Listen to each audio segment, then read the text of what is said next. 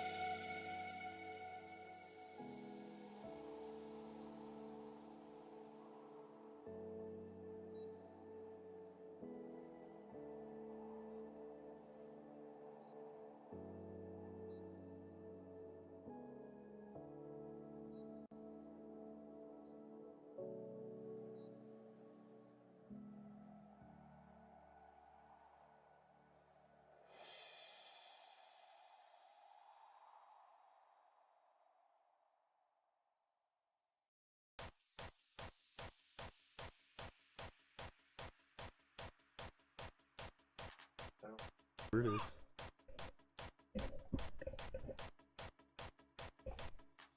Turn your phone off. I'm not gonna get many notifications. How is yours tilted back? How the fuck do you? Because I'm magic, man. Hey guys, Rob here. Josh is playing with his mic. So yeah, this is episode 3. This is our 3rd week doing this. Episode 3. What's today's date? April 6th. April 7th, 2017. All right. Welcome to the Tech and Gaming Show on GTCast. So we're gonna start off today talking about Nvidia and their. No. Wait. An announcement about the LAN fest that we were just at. Oh, yeah. I'm blanking on the name of it. Gamers for Giving. All right. An announcement about Gamers for Giving. Hosted by Gamers Outreach. Yep, hosted by Gamers Outreach. It was the event that we were going to. If you missed us talking about it before, we went to it over the weekend. And a couple of friends went and stuff like that. You just play games, just like a regular LAN party mixed with like a little bit of a convention type style thing. And but they raise money for charity. Like the entire event is completely for charity. They make these little carts that go in hospitals that have like game consoles on them. You have a picture of it. For kids to play when they have to stay there for long periods of time and stuff. It's very, very cool. Very interesting idea. But overall, I don't know the exact sum of money that they raised. It was like I think we raised over $300,000. I don't know if it was that much, but I know in those 2 days that we were there, they raised. I know we raised $250,000. Yeah, they raised over $250,000. And I know that they were gonna release their final. Yep, $300,000. Yeah, raised. $300,254 raised, and the goal was what, 200,000? Yeah, the goal was 200,000. I don't even think it was 200,000. I think they upped it when they saw how quickly we were raising money. Yeah, I think I think it started at like 150,000, and yeah. It went to 200,000, and then when we were there, they're like, "Hey, we just hit 200,000. Let's try to hit 250,000." And we hit 250,000. Blew it away. Like last year, I don't remember what the goal was for last year, but I know it was not that high. It was crazy. Yeah, it was definitely a great thing. I already got roped in. I have to volunteer. They're trying to find me a date for when I'm gonna go be the player 2 at Children's Miracle Network. That sounds cool. So I get to play with kids all day. So rage at them. Rage for them. Typical. But yeah, after the announcement is over, all right, we can continue on with the show. So yeah, Nvidia just released a new Titan, which kind of blew everyone by surprise. Which now that it's out, I kind of like Nvidia gave this big deal when the Titan X came out with the 10 series. Was this isn't the Titan XP? It's a Pascal card, but it's not the Titan XP. Well, now they have an actual Titan XP or Titan Pascal core. This thing is beefy, though. It's like one of those things where, I mean, if you watch the show already, you definitely know that I'm just going to hate it already just because it's too much. Like, it's $1,200. Like, that's the amount. Well, that's how much the old one was. That's more than what most people spend on their entire computer unless they're really into building computers. I would agree. You know? But like we were talking about last week with the 1080, the 1080 came out at $700, which underpriced this one. This one, they're talking it has 12 teraflops of compute power and support for 8K at 60 frames a second. That's pretty big. That is a lot. So basically, unless you're like, I think Lou from Unbox Therapy on YouTube, unless you're him who has the 3 curved LG TVs, 4K TVs set up, I don't really think you're gonna need these. This is getting into like where you do like workstation type material and stuff. Nothing like this is like beyond anything gaming can really throw at you right now. I think that we don't really have specs on these right now. It has like 500 gigabytes worth of cache or like bandwidth, which is amazing. Oh my god. We don't have a lot of specs on this right now, but I'm thinking that like this is gonna start to undercut their Quadro series cards. Yeah. So I think for less of gamers and more of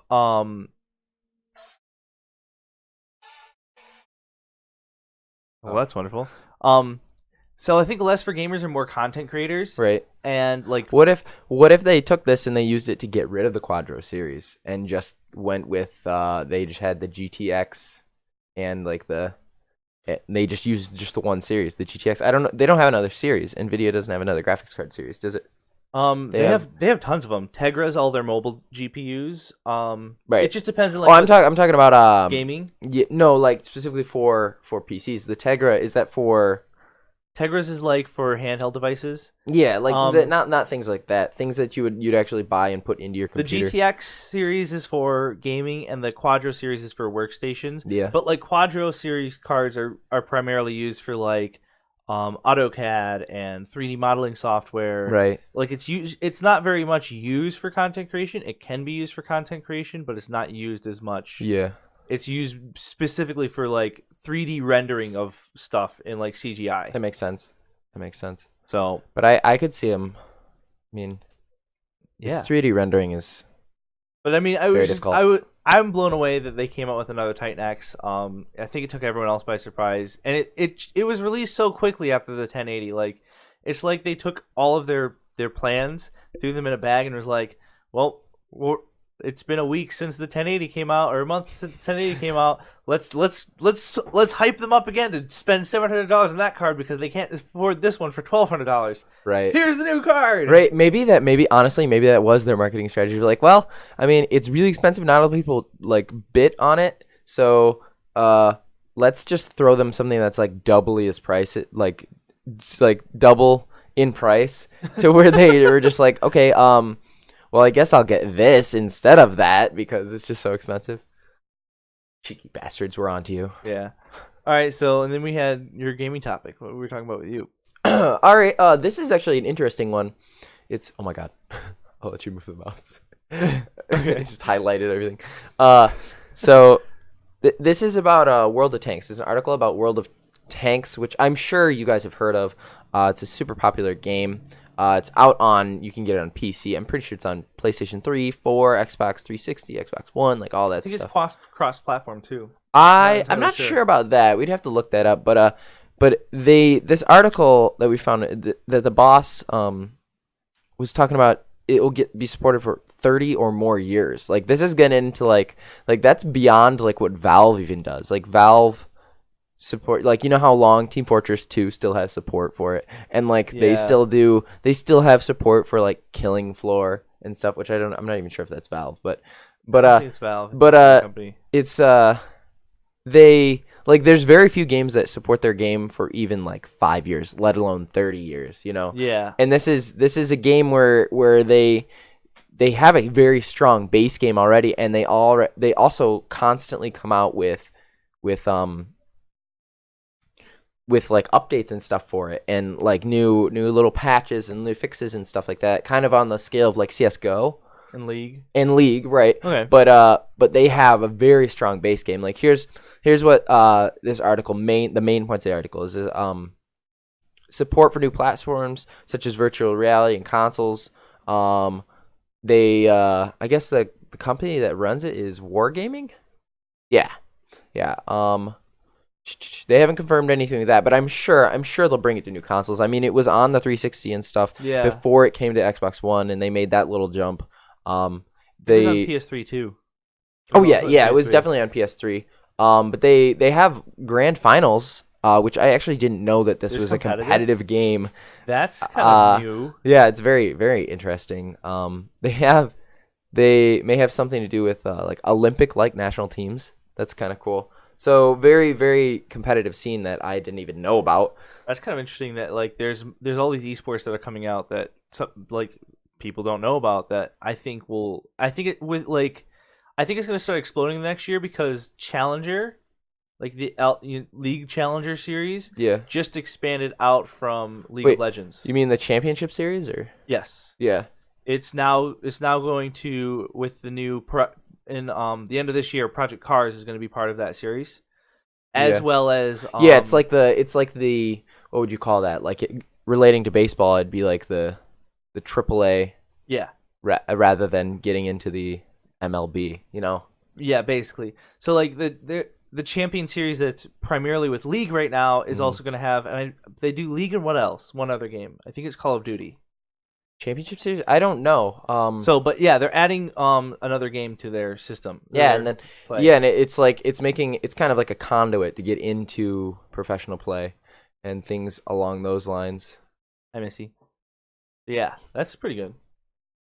I think it's cool that there's a game that's planning to support it for 30 years. Right, like that's just so rare. Like Like, and I mean, like, we've been seeing it a lot lately. So League of Legends is definitely one that they haven't come out with a sequel to it. CS:GO. CS:GO. I don't even know when CS:GO originally was. I don't remember when it came out, but I remember there was Source first. Yeah, this is usually something you only see with like free to play MMORPGs, like RuneScape and stuff, where they just have support.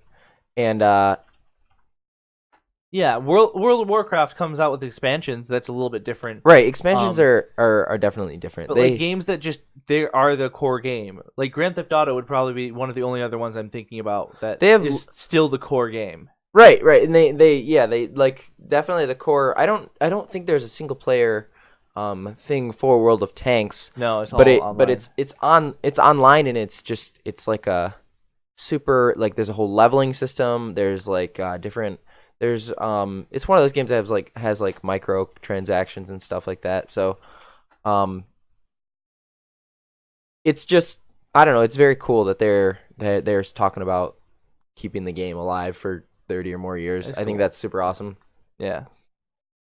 So, and then speaking of games that are staying alive and things getting expansions, Project Scorpio is finally like announced. They have revealed the specs on it. Yep. So this is the stuff that Josh doesn't really like. But it's amazing. No, I mean, I like it, but like, but you don't understand the technical aspects of it. It's so soon. Like, I feel like the Xbox One and the PS4 and stuff just recently came out. Like, well, I mean, the Xbox One came out 2 years ago now, I think.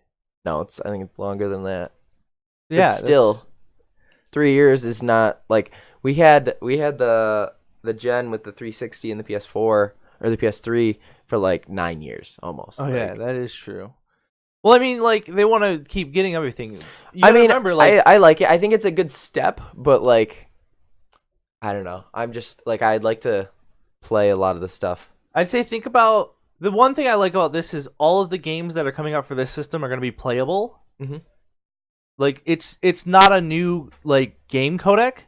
It's like if you have an Xbox One or you have a Project Scorpio, if you buy the same game, you just take it over to your buddy's house that has a Scorpio and play it. Yep. And you just get you'll get better quality out of it. Right. It might be a good upgrade. Like if you trade in your X1 or you trade in your PS4 or something to get it. So like we were talking about the Titan earlier in the show that has 12 teraflops of compute power. This is coming out with 6 teraflops of compute power. So it's half the power. Actually, I think on the Nvidia one, I think that it was 6. No, the Nvidia one I think is 12. It is 12. Because if we go down here, so yeah, where is the teraflops? Did it show teraflops here? Compute power. So looking at like if you were to go out and buy a GTX 1080 Ti, which that's about the price of a Xbox Scorpio when it comes out, probably $700. Honestly, yeah.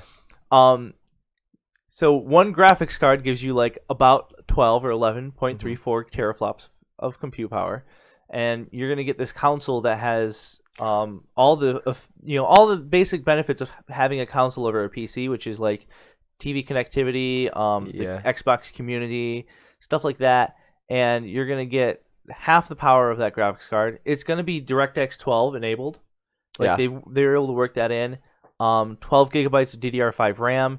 I mean, it's looking like a decent. It's supposed to try and jump consoles into competitive full 4K. Yeah, and give them smooth like 60 frames a second on everything. Like it's supposed to try and jump up the graphical quality for gaming and stuff, which is something that hasn't really been seen. I feel like both the PS4 and the Xbox One they tried to do this but didn't really reach it. Like there's only a couple games still.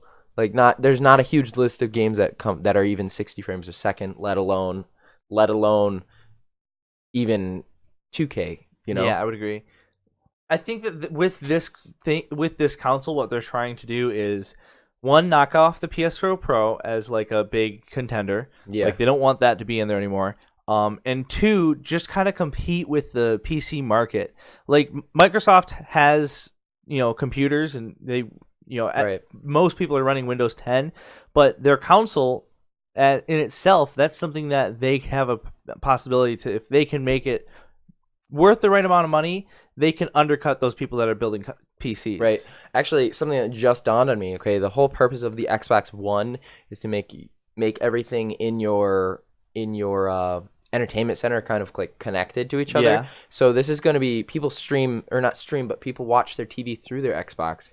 And if this can go do 4K, okay, then the 4K TVs that don't have a lot of content out for them will get content, because you can watch, like, you can subscribe to and like rent things straight from Xbox and watch TV shows and movies and stuff through all of that, you know. So that's something interesting that I didn't know about. It just dawned on me that they, like, because I used to, when I had cable, I would stream it right through it, and like, but still, like, when you get a 4K TV, like, there's only a couple even like cable or satellite TV providers that even offer 4K, and then Netflix, you have to have like their biggest bundle to even get 4K and things like that. Like, it's not offered very much, and this will help consoles jump to help that. I would agree. Get more content out. That was one of the things that I wanted to buy the 1S for. One, the 1S was smaller.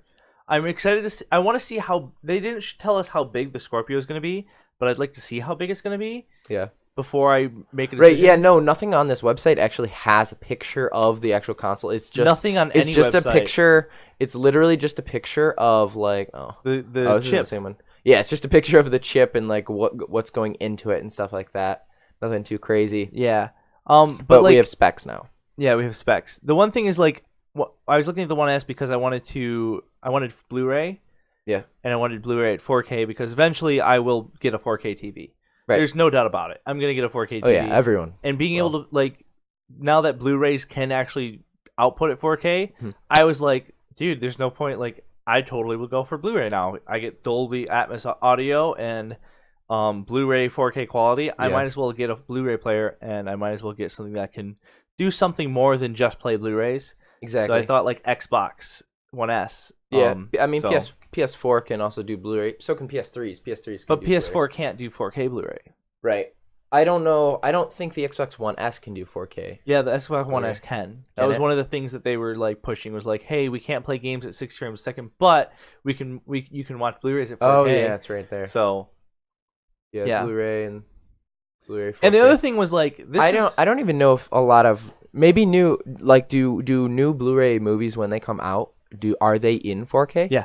Oh, okay. They like most UHD Blu-rays can play at like 1080p, but like you can get a UHD Blu-ray, and most of them now, like from last quarter, on, they've just all been UHD. Yeah, you just have to remember that, like, I'm someone that's literally grown up and like just recently switched to like LCD type monitors. I've been working with like CRTs my entire life, so like everything looks nicer. Like, I can't really tell the difference just because I'm not used to even like regular HD yet. Like, I'm just so used to CRTs. The biggest thing is, like, what blew me away was, and it seems like consoles have always been in this little problem where they could not get past like putting a lot of cores. If they wanted to do more like video rendering, they had to put tons of cores in there and then like clock them really low because of like heat and things.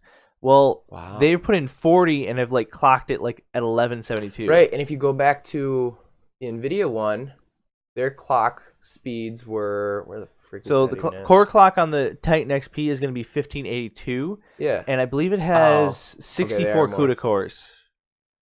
Yeah, 64 CUDA cores, and this one has 40 customized compute units, which would be their form of a CUDA core. Yeah. Clocked at 1172. So basically, this is like putting 3 950, or like if you bought a 980 Ti, and put them together and just base clock them, you'd have the compute power of this console. Yeah, I mean, it's gonna be powerful for consoles for sure.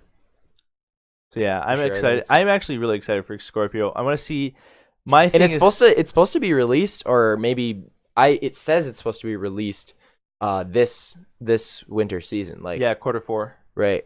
Which is just, I don't know, that's just so early to me, like ugh. Well, I mean, Xbox One S came out in Q4 right, of but last year. the Xbox One S was just the slimmer, like better version of the Xbox One. Like that's just normal. And this is just going to be out. a more powerful version of the Xbox One. Right. It's basically yeah. I mean, I guess so.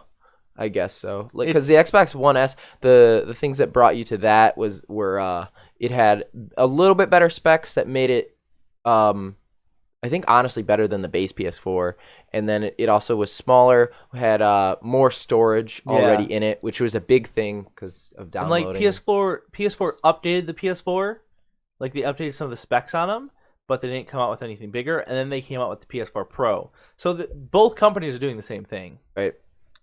All right, so you want to talk about Horizon Zero Dawn now? Right, yeah, like Horizon Zero Dawn was a game that came out, I think it was March 7th, so it's been out for exactly a month now, and I feel like it was one of those games that got released and was, I thought it was really freaking cool looking when I thought it it first was came great, out. But I almost went out and bought a PS4. I legitimately don't know a single person that owns it, really? or that has even tried it. Like I feel like it flew under the radar. Well, who do you know who has PS4? A couple friends like Adam. Adam definitely has PS4. Okay. Our friend Corey had a PS4. He doesn't now. My brother has a PS4. Okay, but your brother plays shooters more than RPGs. Yeah, actually, all he plays is RPG. He plays like Fallout. Oh, and, really? Like, yeah, like so he would probably pick this up. He might pick it up. But like I feel like it was one of those games that flew under the radar, and because a lot of people I know when they saw content of it or when they play tested it or something like that, I heard news about how it like did not live up to what you were seeing in the trailers. Oh, really? And stuff like that. Kind of similar to how No Man's Sky, like people played it and they yeah. were just like, this is nothing like the trailer. Like what in the world? So, but I feel like it definitely flew under the radar, and we have this one review here, and this guy literally is just fangirling all over this game. Oh no, it released February 28th. Okay, so a little over a month. It's been over a month. I was like, it's been out for a while. And this is a PS4 exclusive. Who's it made by? I don't know. Developer is Guerrilla Games. Okay. Published by Sony. But this guy literally says the game is beautiful. Like just look at some of the screenshots and like all the shaders and all the lighting and stuff that they put into it. It just like even just the pictures of it. And he said all these pictures were taken straight from the PS4. Like he didn't find them. Like he took them all himself, and it's just like it's beautiful looking. He said that combat is really, really good in it and stuff like that. Like in the overall, here, I'll read this last little section. He says, overall, I bought this game with the notion that I would enjoy playing with the dinosaurs. In the end, I love this game because it does everything so well. There are not many games in my lifetime I've ever spoken this way about, but when it happens, you just know when a game nails it. And he gave it a 9.5 out of 10. It says, like, the characters are good. Like, it says he actually talks about the soundtrack a couple times. The soundtrack and even just the sound effects were just really, really on point. Like I feel like this is exactly what Mass Effect Andromeda was shooting for, but they didn't get it. And he's just said every little part of this game he just absolutely loved. There even like little miscellaneous tasks, that come with your standard RPGs where you're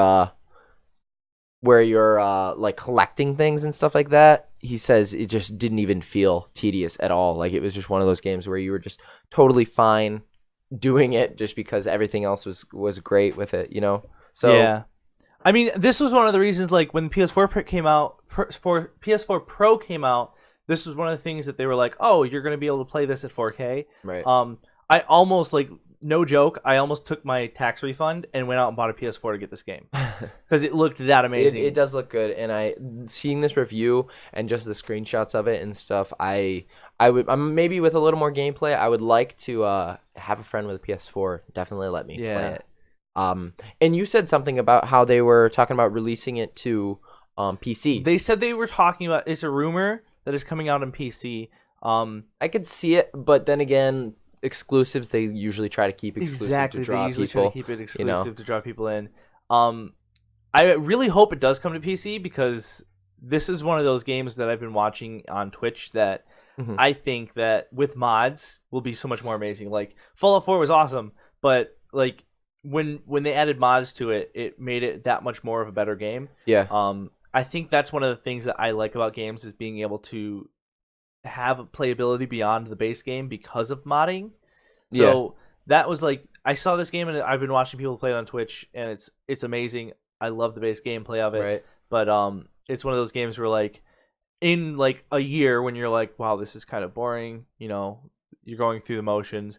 You're like, oh, let's throw in the everything kills you with one shot mod, and you know, Right. make the game super hard. You know what this actually looks like? Just looking at these pictures and stuff, it kind of reminds me of Breath of the Wild, with like a more of a high tech feel to it. Yeah, Where it's open that world. was the thing. It was like a Breath of the Wild. I but didn't even think about that open, until just like now. techie. There's one streamer I watch. He calls all the things inside of it. I don't know if that's what they're called, but Zoids. Zoids. Like, because they look like Zoids. I was like, holy crap, those things do look like Zoids. I was like, this is the Zoid game we've been waiting for. The Zoid game. My life has come down to My life is this. complete. Fucking love Zoids. Now, if they can only make a Sword Art Online MMO that works exactly like that game. Last little topic to talk about. We're working on cutting down the show. You're shortening up a little bit. YouTube is changing its terms and conditions. Before anybody could make money off of YouTube, you could just monetize your video and they show ads on it. They're going to be changing that. You have to have 10,000 views across your channel. Well, originally they had it to where you had to become a YouTube partner. Yes. But then they made becoming a partner like no big deal. Like it was just so easy. Oh, yeah. You just were like, hey, I want to be a partner. And like, okay. And Bartle was talking about this last night. He was Yeah. like, they're probably doing that because with all the, like the scandals going on with like the advertisers not wanting to be on like certain content. Right. Like so now like YouTube has a chance to be like, all right, this guy's talking about like killing black people, which is horrible. So we're not gonna he's Right. That we're makes not gonna sense. let him become a partner Right. at 10,000 views. And I think that like I think it's a good plan. Mm-hmm. It scared me at first because the first article I saw said 10,000 subscribers.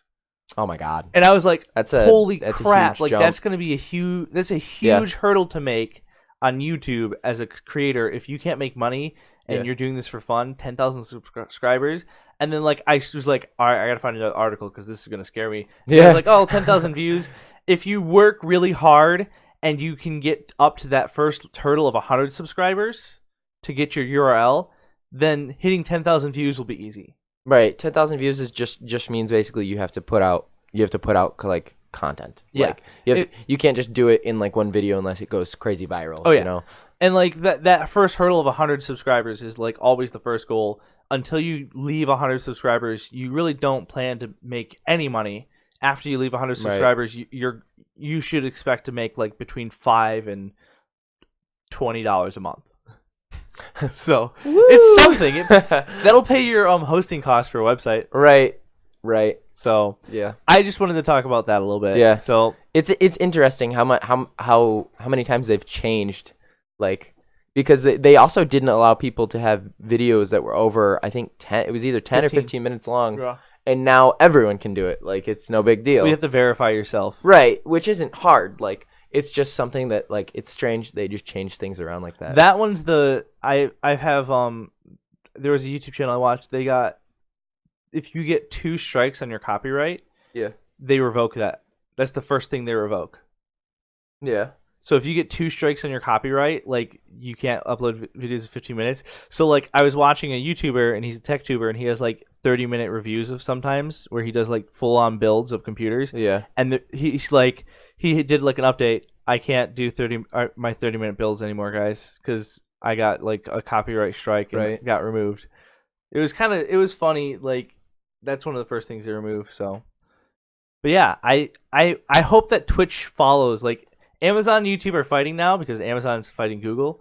I hope that Twitch, because it's owned by Amazon now, kind of follows that trend of, hey, everyone can do this, or like, hey, if you get to like this certain point, you can do this. Yeah. So well, they still like on Twitch. It's fairly difficult still to become a Twitch partner. Oh yeah. But like other than becoming a Twitch partner, there's nothing else you can do on Twitch. Like you can stream for however fucking long you want. It doesn't matter at all. And they just have that one wall, that one barrier, and you just have to constantly like kind of build up your little fan base and stuff. And it's not super difficult. It just takes a lot of time. Last topic for the day is gonna be it's an article from PC Aficionado. Oh yeah, I forgot about this one. 10 essential multiplayer experiences on PC. It has 10 separate games, okay, that are all like everyone should play if they have a PC, just because they're kind of highlights of each genre, things like that. Okay, so I'm gonna. These are cool, but I'm gonna be like devil's advocate, like I'm gonna try and make them sound horrible. Okay, yeah, I definitely will too. I'm gonna tear this apart. The first one is Overwatch, which to me, like, Overwatch is cool, but like, Overwatch to me is just like a sweet. You updated Team Fortress 2 for me. Like, I can play it even more now. I'm gonna say this about Overwatch: the one company I hate more than Riot is probably Blizzard. Blizzard? Yeah, that's who made Overwatch. Yeah, I know, but like, so Blizzard actually has a few things on that was this like list. one of the main reasons I didn't want to play was because of Blizzard. But it looks fun. I beta tested it for Xbox One, and I didn't hate it, but it just like it would be it's a game where I'd want to play it with friends. Yeah. Only with friends, because like I felt like all the stuff that we did was just not like, I didn't feel like I was part of anything or anything like that. But they have it on here because it's like a FPS MOBA. That's a genre where MOBAs are trying to break into FPSs, or because MOBAs are relatively new. Left 4 Dead 2. I can agree with this one. Definitely could agree with this one. Agree with this one, because this game is a classic. It was like a +1 version of the classic Left 4 Dead. And like you can play it alone, you can play it with this friends. One's still playable, and it's still it's definitely still playable. I actually just recently finished my achievement hunting for the first Left 4 Dead. So you need to get this on PC so we can play together. Because I love playing it, but I will only play it with friends. It's one of those games where because this was actually made by Valve. Yeah. And it's kind of funny that all of the games on this list, most of them are made by huge like things Huge that producers. Like Blizzard, Valve, things like that. What's funny is that they don't have any. They didn't put Halo on this list at all. Oh really? Rocket League. Back to Left 4 Dead though. It's like it's one of those games where it was like the original zombie. It kind of took the original like, oh, you fight zombies, and just freaking ran with it. Yeah. Rocket League on this list, I could definitely say, because this is getting competitive now too. Yes, it is competitive, which is just funny as hell. Well, it's soccer with cars. Like, right. How could you not like that? They took the dumb, boring sports game, okay, and combined it with like little customized Tinker Toy cars and stuff, and made it explosive and action packed and fast paced, but also super competitive at the same time. And it's one of those games where it definitely it's like I could like it's an experience. Oh yeah, look what this says. Originally I was reluctant to jump on the hype train of Rocket League, thinking it was just a multiplayer fad, and I was the same exact way. I thought it was just like fucking soccer and cars, like what? And then I played it and I was like, oh my god, this game is awesome. Like, it's just so fun. You know who plays Total War Shogun? Who? Richard. Does he? Richard loves Total War. Yeah, Total War, he was trying to get us to buy it. Every single Total War game in the series is ranked like in the top, I want to say in the top. It's in the top 25 of just RTSs. Yeah. Like, and it's in depth. It's one of those games that's like, okay, you just have like, it's pretty straightforward.